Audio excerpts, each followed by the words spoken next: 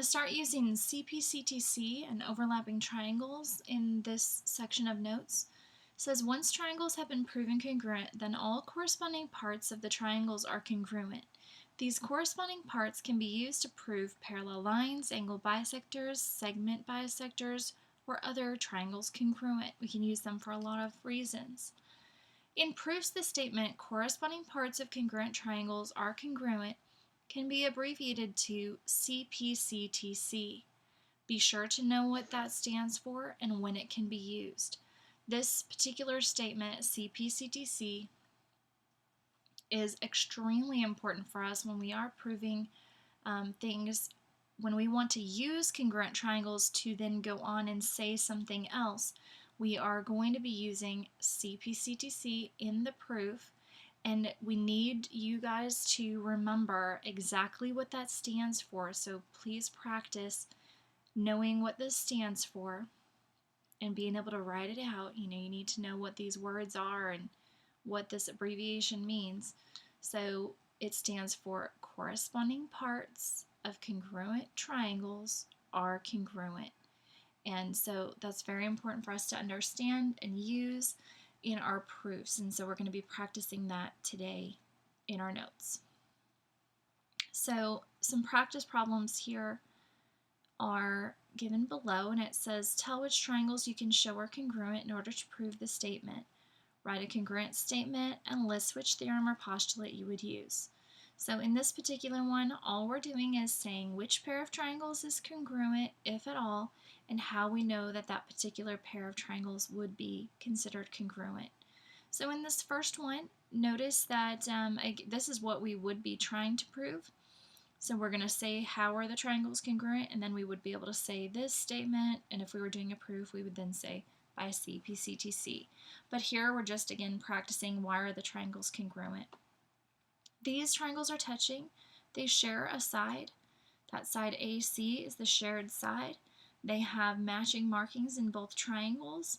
A lot of people see a right angle and think it's immediately hypotenuse leg. This is not hypotenuse leg. The hypotenuse is not marked in either triangle. It has two sides marked and the angle that's in between. So this is side angle side for the reason. But I'm going to name my triangles. So I'm going to say triangle ABC congruent to, I started at A, which was the right angle, went to B, then I went to C. Remember, you've got to repeat that order. So C is the right angle over here. I went to B across the side with one marking.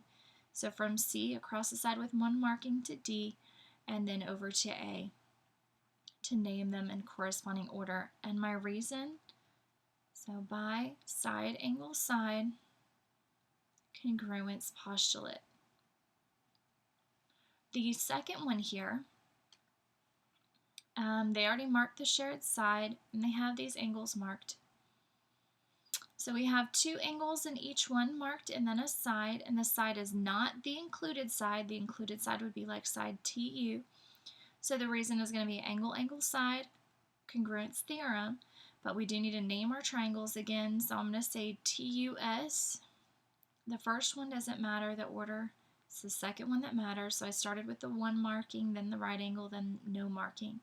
So the one marking is V, the right angle is U, and then the no marking again with S.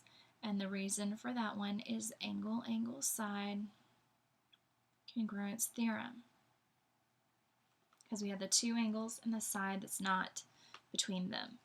The third one here, they share a side. I'm going to mark that.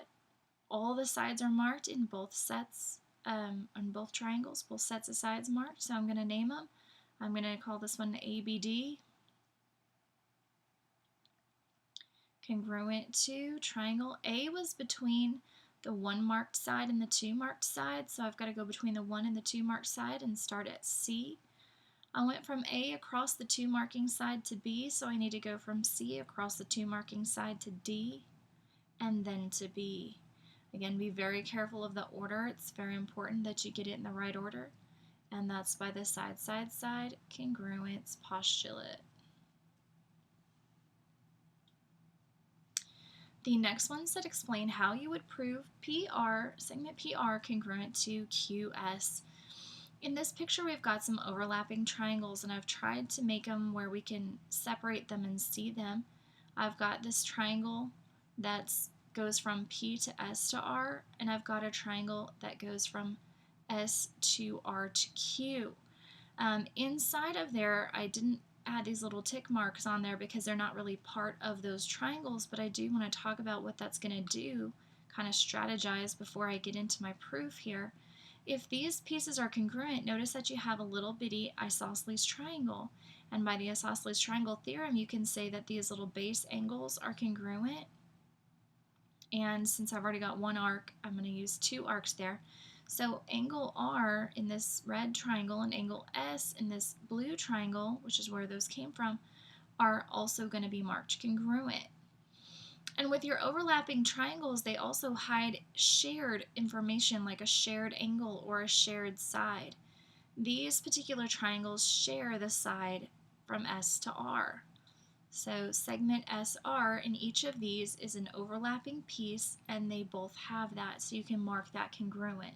So I can tell that these triangles are going to be congruent by angle, angle, side, and then I can use CPCTC to prove PR congruent to QS. So now I'm just going to get that all into a proof for us. So I'm going to set up my T chart here. Probably need to move this over some.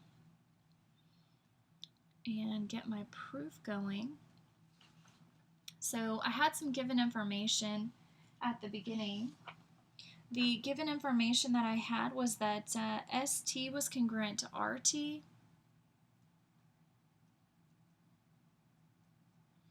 And I'm going to use that right now, so I'm going to say given. And I had other stuff given, just these angles up here, but I'm not going to write them down yet because I like to, if I'm using this given, I like to write how I'm using it right below it. So I'm going to use this given to say that angle QSR is congruent to angle PRS, and that was the isosceles triangle theorem that says if we've got the congruent sides in this triangle that the base angles will be congruent. And so now I've got that part. The other given was that angle SPR was congruent to angle RQS. That was given. So now we've got the two angles in the proof. Make sure that you get everything that you had thought about using into your proof before you're done. Then we had also this shared side, SR. So we're going to say SR is congruent to SR by the reflexive property of congruence there. And those were the three pieces that we were going to use to prove the triangle's congruent. So now we have to name them. And again, when we're naming them ourselves, be very careful of the order. I'm going to say PSR, that one I just picked. So it started at P with one arcing, went to S that has none, went to R with two. So I'm going to start at Q with one marking, go to R with none, and then to S, which has two marks in the blue triangle. And so my reason there is angle, angle, side, because the side is not between the angles, and I have two angles on a side, so I'm going to say angle, angle, side, congruence theorem. And now that the triangles are congruent, we can show that PR, which is a piece of the red triangle, and QS, a piece of the blue triangle here, are congruent to each other by CPCTC, meaning congruent. Corresponding parts of congruent triangles are congruent.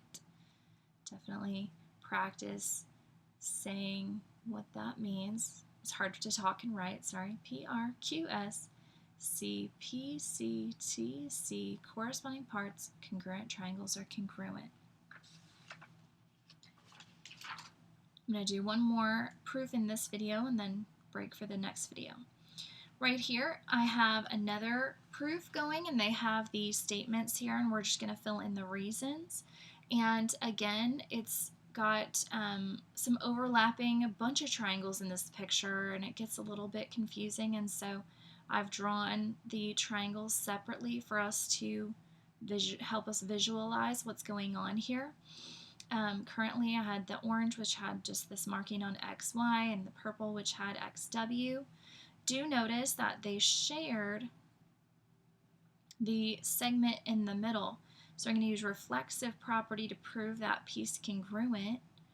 And then they also gave us a vocabulary word that has not been marked yet, and that's that angle bisector. So first I've got my given statement, which is that yx is congruent to wx, and that's already marked. And we'll just put given there. Zx bisects angle yxw. So find yxw is the top angle there, and so that angle is being bisected, so we can mark this piece at x and this piece over here at x congruent to each other, and the reason is definition of an angle bisector. And then, oh wait, that wasn't the reason for that line. That was the reason on the next line. Got ahead of myself. That was a given statement. So this was our second given. See, we all mess up. The reason the angles are congruent, that is the definition of an angle bisector. There we go. All right, and I had mentioned that they share that side in the middle at XC. Each of them has that same piece. It was overlapping when they were here in this picture together, and so that's the reflexive property of congruence there, because they're congruent. And now that we're looking at these, especially when we look at them drawn separate from each other, you can see that you have two sides and the angle that's in the middle. So it's going to be side angle side, congruence postulate for the reason for those triangles being congruent, and then CPCTC, using the congruent triangles to show that these pieces from Y to Z and from W to Z are congruent because they're corresponding. Corresponding parts, congruent triangles are congruent.